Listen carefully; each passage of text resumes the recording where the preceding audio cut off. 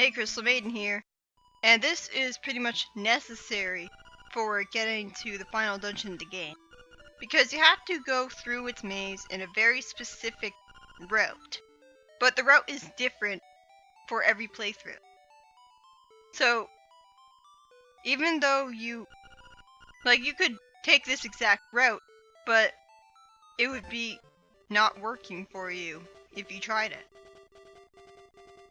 I already showed off what the owl says. And now for the best song in the game.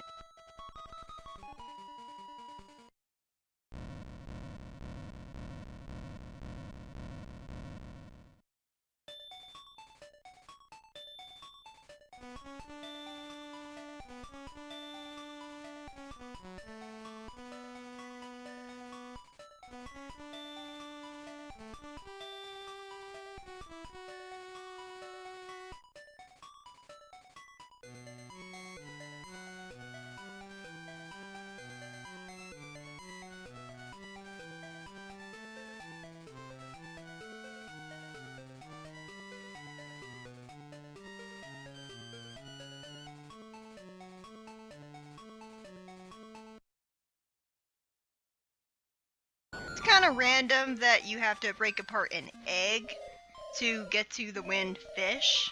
I mean, I guess fish hatch from eggs, I don't know. And welcome to the hardest dungeon in all of Zelda history! Oh my god, this is going to be so difficult!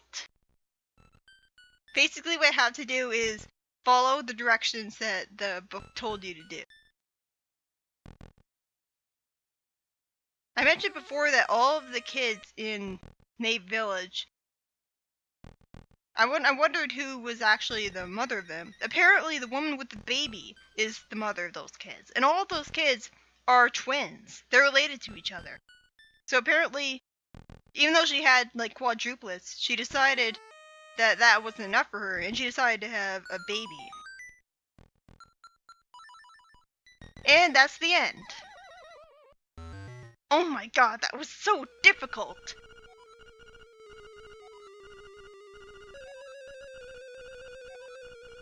And yay, overly long dialogue. The dungeon wasn't even worthy being called a dungeon, but I guess the boss makes up for that, because you're pretty much guaranteed to lose the secret medicine here. If you don't have magic powder at this point, you're pretty much screwed. It is actually possible to beat this boss without the magic powder, but it takes an extremely long time of constantly hitting it with your sword. So not having the magic powder makes it almost impossible to beat. I like the music that plays here. This boss has a lot of different forms to it. For the most part, the forms are pretty unique, but this one is literally just a Link to the Past again and again. Although he seems to be less annoying than he was in Link to the Past. Like, it seems to be a lot easier to deflect his projectiles at him exactly the way you want. Although it's really annoying when he sends projectiles at you that you can't deflect. And the really annoying thing is, the projectiles that can't be deflected are exactly the same color as the ones that you can deflect at him. In Link to the Past, the blue ones you couldn't deflect at him. But here, they're the exact same color scheme. And that's really, really bad design. He doesn't seem to have a lightning attack, which is convenient. But yeah, this is pretty anticlimactic if you've already played Link to the Past and you know exactly what to do. I haven't mentioned yet, but the birds flying around while Marin is sitting with Link on the beach, they fly around in completely random directions, so it's actually possible for the birds to be completely obscured by Marin's text box. And this is Moldorm again. At least they look different from the bosses that they're trying to rip off. I mean, I still think that having so many different phases of a boss fight does a good job of making the boss intimidating as a final boss. but still kind of underwhelming that so many of these bosses are just rip-offs of previous ones. Like here's the extremely cheap final boss fight of A Link to the Past, with the fire bats surrounding him that you're guaranteed to get hit by as you attack him, because you attack him and then you bounce back into them. And then he teleports all over the place, although he doesn't teleport as much as Ganon did. And you can't cheese this with an invincibility item this time around. And then you have this thing that slides all over the place. So many of the phases can't be hurt with their sword. So you have to use the magic powder in this. And the guide that I read told me to use the magic rod on one of the phases of the boss. But it didn't tell me that the magic rod would kill it in one hit and immediately send it to the next phase. So I assumed for some bizarre reason that I was supposed to use magic rod on this phase.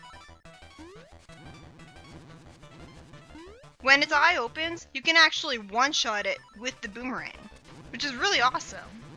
But it seems to be pretty finicky, because I kept hitting it with the boomerang and it didn't work. I guess it has a tiny hitbox or something. Like, see, I just very clearly hit it with the boomerang 3 times in a row and nothing happened.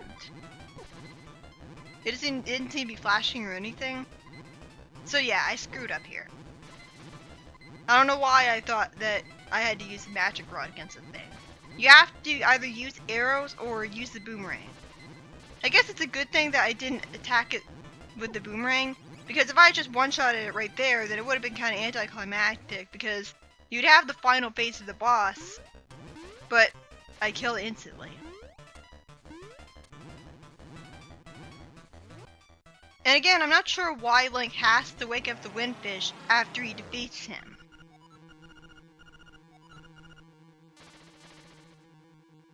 Like seriously, why can't Link just go back to Marin after this?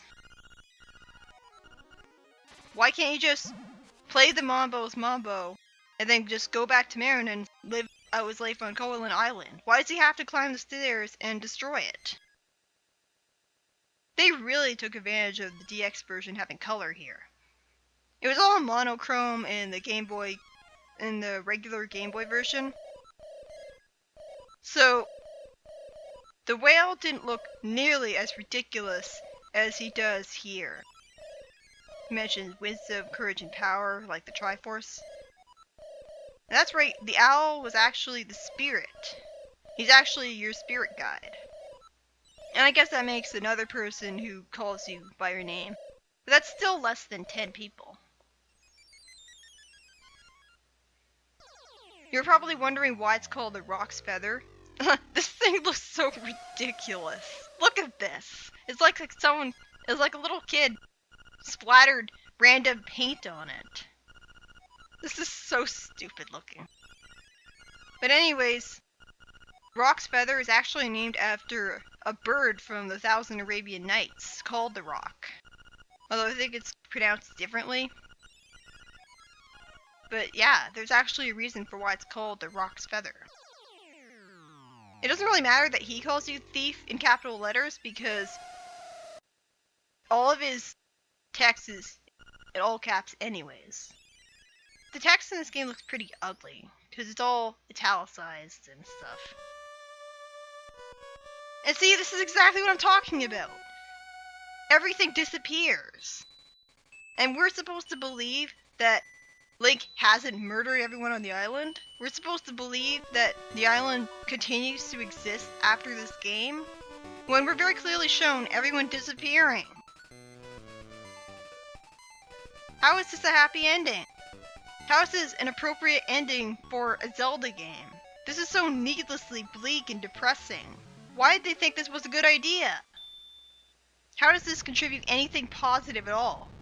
Like, some people are like, oh, it's grim and dark, and that's good for a Zelda game. Because it's unique. Yeah. How about no? It's like everyone bitched about Shadow the Hedgehog's plot being too dark and depressing, even though it did have a few genuinely funny jokes here and there. But everyone is like, okay, so grim and dark plot lines are okay for Zelda but not for Sonic, really. This is really well animated. I like the way this looks.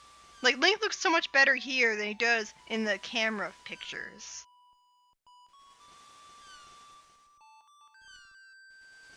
Also, I'm not really sure how he gets back to dry land from here. Does he just paddle through the water on his raft? I mean, he sees seagulls, which implies that he's close to land. But I'm still not really sure how he managed to get to dry land, because it looks like the whale just left him there. Like, come on guys, can't you just let me hitch a ride on you or something, please? Anything? No? You're just gonna fly away? Well, thanks then. Like, I wake you up, I save you from the nightmare. Like, we're never told Link's fate after this game. So for all we know, he just died out in the sea. So Link becomes a mass murderer, kills off everyone on the island, and then he dies at sea. That's a great ending.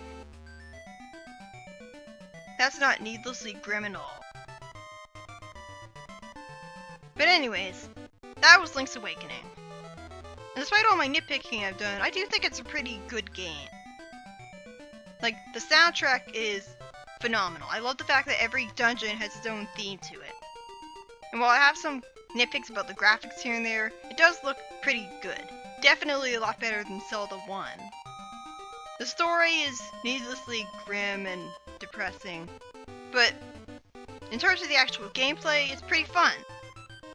It's a lot more linear than the previous Zelda games. But I have a lot of fun playing it. I like the fact that you can get a reward from collecting a bunch of seashells. And some of them are put in intuitive places, so it's not like you need a guide to find all of them. And you can miss one. So it doesn't really matter that you don't get all of them. And the dungeons are pretty fun. I don't really find any of the dungeons to be incredibly annoying, and I dread going to it. I look forward to going to every dungeon in the game. Like, I like the items, like I love using the magic rod, and I love using the boomerang. It's such an overpowered weapon. It doesn't just stun enemies, it kills them.